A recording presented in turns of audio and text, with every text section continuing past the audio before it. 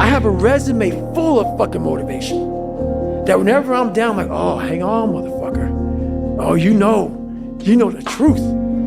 You know the truth. You know the darkness of the fucking dungeons and the fucking demons that fly. You know, and then from there, it's like, oh, okay, you were there. You know this. There was no one there to pick up the rucksack, to pick up the boat, to pick up the log, to go in there. It was you.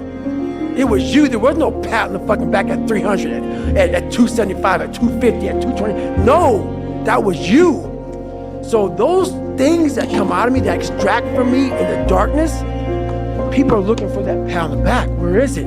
Oh, I don't need it. Because what I've done is in the fucking unseen work, I built Frankenstein. So whenever shit gets nasty, David Goggins goes, you had nobody anyway, motherfucker. So see how I'm talking myself right now? That's me. That shit fires me the fuck up. That shit makes me fucking nuts.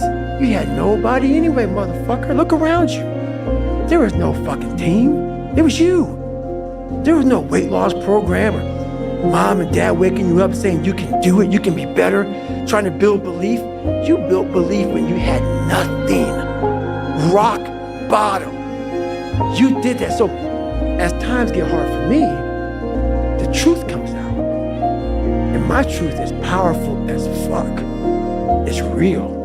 It's tangible. I feel it. It comes out of my brain as I speak about it. I'm reliving every single dark moment of my life. There's times where you can go without your friends, you can go without going out, you can go without other people around you.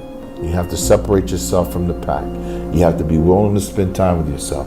You have to be willing to start cutting things out of your nutritional program. Eat healthy. Get enough rest, get enough sleep. All of these things come into play of finding your purpose. And it's almost sacrificing. You have to sacrifice. Greater the sacrifice, greater the reward. This is so true. And when you do these things, you'll start seeing that, okay, well, I used to do this. And when you go out and you don't do it anymore, it's very, very clear that you've made the right decision, because your friends will still be doing that. And you'll find yourself that you don't fit in with that crowd anymore. You just don't fit in. I got something to do. You'll start getting away from people that are negative. You only want to be around positive. You'll start not wasting your time on things that aren't productive, and you will start taking your time and energy and putting it into things that you enjoy doing that are productive for yourself. This isn't for the masses. This is for those who want to leave normal behind. Those who are in search of a new realm. It's a lonely journey. You're isolated. Those who used to keep pace with you will fall off. They'll see where their world ends and yours begins. Your ability to suffer, endure, outwork must be greater. You must be willing to extend yourself to the limit with no guarantee of success. Every day, you must ask yourself, did I do enough? Every single person who wants to do something with their life and has done something with their life has gone through the exact chapter that you're going through. And it's the lonely chapter. It's the chapter where you don't fit in with your own friends, but you don't have the outcomes yet to fit into a new group of friends. And you're doing this thing, you're consuming content on the internet, you're doing these free tutorials online to try and figure out how to set up a podcast and where do I host this thing? And then you're going through this and you're like, is this even worth it? Because you have no signs of success, right? But if there's anything that you can take away from what we're saying right now, is that the sign of success is the hate that you get along the way. And what you can't do is bend the knee to their hate and fit back into the conformity because it's comfortable and it's warm. Because like in the Matrix, when Trinity opens the door, when Neo's about to go take the red pill and he wants to get out of the car, she says, Neo, you've been down that road and you know exactly where it leads. And I know that's not where you want to be. And then he closes the door. Like right now, this moment that you're going through is Trinity opening the door and being like, you could go back. But then you'd have to remember exactly what the reason was that you decided not to go out to begin with, just because you listen to this podcast and you consume this content, you're like, I can fucking do more than this. Like, because you are starting to live in some of that hell where you look in the mirror and you're like, I can do more. And you start to see the person that you could be. And you're like, this does start to feel like hell. Everybody's asleep, man, or they're just getting home after a long night. You know, going out there partying. It's Friday night. It's close to 3 in the morning right now.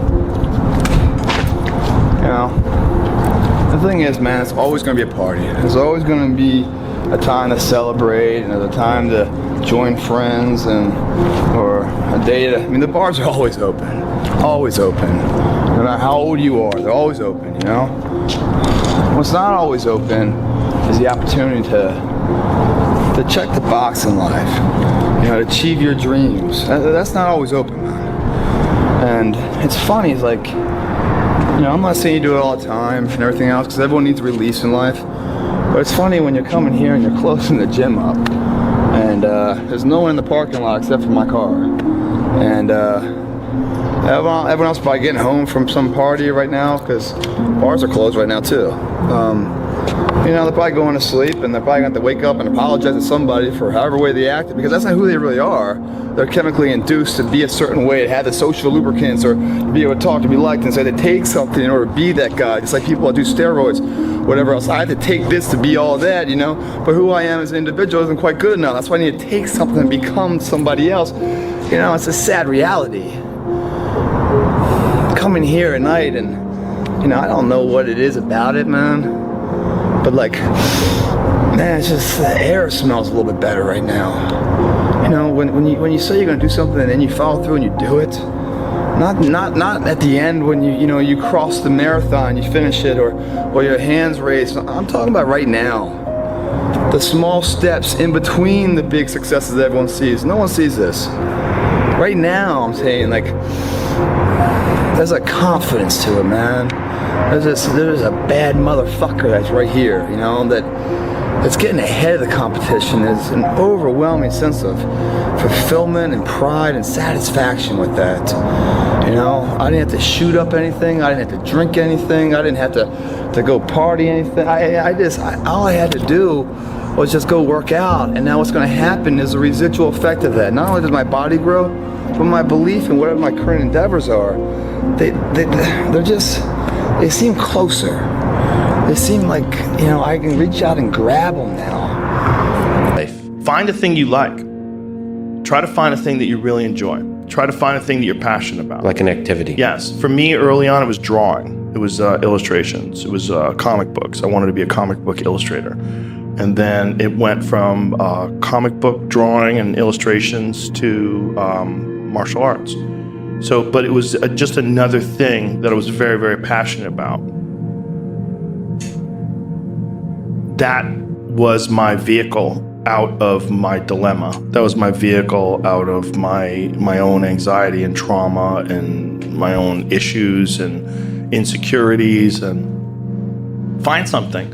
Find a thing that you genuinely enjoy, because getting good at things you genuinely enjoy is extremely beneficial for young people, because it lets you know that, like, everybody thinks they're a loser. Every young person thinks they're a loser, at least a young person in the situation I was at. I didn't know I wasn't a loser until I started winning, until I started doing martial arts. Martial arts taught me that, like, I could get better at stuff, that I wasn't really a loser. I just was someone who was, like, in a fucked up situation. But you could channel all that energy that you have as a young person into something and get better at it. And then all of a sudden people admired me.